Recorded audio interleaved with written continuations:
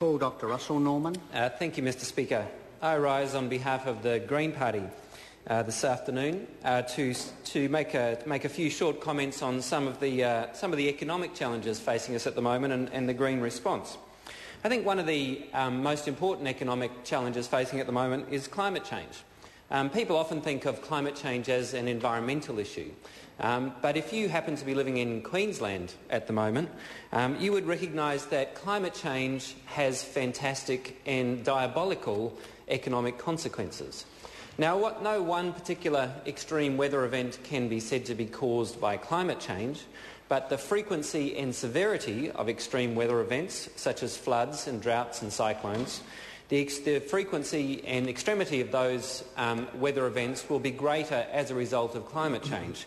So that when we look at what's happening in Queensland over the last month or so, we can see they both had a flood, a very large flood and a very expensive flood, and they also had a cyclone, a very, very expensive cyclone. Both of those kinds of events will happen more often as climate change advances.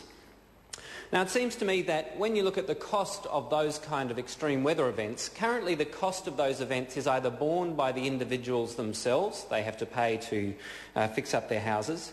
If they pay insurance, they might be borne by the insurance companies and hence collectively by everyone who pays premiums. Or, as is happening at the moment in Australia, they'll be borne by taxpayers. And usually it's a combination of all of those. Currently the Australian government is talking about striking effectively an extra tax to pay for the cost of the floods and the cyclone in Queensland. Now, it seems to me that if you were to actually take a purely economic approach to climate change, what you would do is attempt to internalise those externalities. So currently, if you cause climate change by emitting a lot of greenhouse gases, you don't pay any of the costs. So the Queensland coal industry, which is one of the biggest polluters on the planet, Queensland is the biggest coal exporter there is, the Queensland coal industry doesn't have to pay any of the costs of the damage that their climate-induced damage that they cause. That seems to me ridiculous. Why is it that those who are causing the pollution don't have to pay for any of the damage caused by the pollution? So one of the most important things we can do is to... Sorry to interrupt the member. There is no minister present in the House under Standing Order 38. We cannot continue. I call Dr Russell Norman. Thank you, Mr Speaker.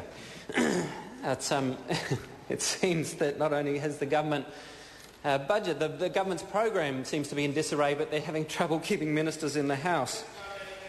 Mr Speaker, the problem with the government's program, aside from being unable to manage to be able to keep a minister in the House, is that they have no way of knowing what to do about climate change. When you look at the Prime Minister's speech, there's maybe one sentence about the emissions trading scheme. In fact, when you look at the Prime Minister's speech, we hear Sandra Gowdy yawning very loudly, as he often interjects during these debates to make the most inane comments. And so when we have an issue like climate change, which is a genuine threat to the New Zealand economy, of course we have Sandra Gowdy yawning because she doesn't even understand it. Now, Mr Speaker, the Prime Minister had one sentence, I think, about the emissions trading scheme. So in that, he talked about the way that the government is reducing the price signal through the emissions trading scheme. So the government has watered down the price signal. What this means is that taxpayers will pick up more of the cost of pollution as opposed to those who pollute. See, because the cost has to be paid somewhere. Someone is going to pay the cost of this pollution. It's just a question of who. So it can either be the taxpayers, which is what the government's proposal is, or from the Green Party we would say actually the polluters should pay the cost of pollution. But they are the only options on the table because somebody has to pay the cost of the pollution. Moreover, by actually introducing a charge for carbon, we create price incentives to change the way our economy functions so that we actually move towards economic activities that produce less greenhouse emissions. That's the nature of price signals. One of the most important changes that we need to make is actually to use markets, which are very, very powerful mechanisms, to direct our economy in a more sustainable direction. That means we need a price on carbon emissions. That is absolutely fundamental to redirecting the New Zealand economy to make it much more sustainable. Unfortunately, when the government got in, what it did is reduce the price signal on carbon by around half, which means that the taxpayer will pick up the bill, and it means that there's less of a price signal going through the New Zealand economy. And so that we will make investments further down the track, which will be very high carbon producing investments, and it means that we're not making the transition that we need to. Another element of the climate change policy that was introduced by the government is the 50 by 50 target that the government supposedly recently introduced. Now, if you were a layperson listening to the Minister for the Environment saying that the government has adopted a target of reducing New Zealand's emissions 50% by 2050, you would think that meant a reduction in emissions. Sadly, that actually isn't the case, because the Minister, in talking about that, was comparing the gross emissions in 1990, that is about 60 million tonnes, with the net emissions in 2050. And once again, we hear Sandra Gowdy yawning loudly because she doesn't really understand this kind of stuff, so that's kind of her approach to it. Now, the problem is that you're comparing gross emissions in 1990 with net emissions in 2050. If you compare net emissions in 1990 with net emissions in 2050, what you find is that the government was talking about net emissions in 1990, that is 29 million tonnes of CO2 equivalent, and they're talking about reducing it, and I use the word in brackets, they're talking about reducing it to 30 million tonnes net emissions in 2050. So they're going from 29 million tonnes of net emissions in 1990 to 30 million tonnes of emissions, net emissions, by 2050. So if you look at the government's target, 50 by 50, what it turns out to actually be is an increase in net emissions by 1 million tonnes of CO2 equivalent per year by 2050. So in fact, the government's target, the so-called 50 by 50 target, is in practice, in reality, actually an increase in net greenhouse emissions. This may seem extraordinary, that the government should effectively mislead the people of New Zealand by not comparing like with like, but actually it's what they've done. The other great challenge to the New Zealand economy will be, as we go forward, the end of cheap oil. One of the revelations that occurred in the last few days is the latest WikiLeaks has shown that the US Embassy in Saudi Arabia has been sending back cables back to its headquarters, back to its capital in Washington, in which they've been talking about how the Saudi oil reserves are grossly overestimated. What the Saudi government is telling the rest of the world, the size of the Saudi oil reserves is actually much greater than it is in reality. This is what the US Embassy has been telling Washington over the last maybe few years. What this means is that, well, oil prices have now increased very significantly, and now petrol at the Bowser has gone up to $2 a litre.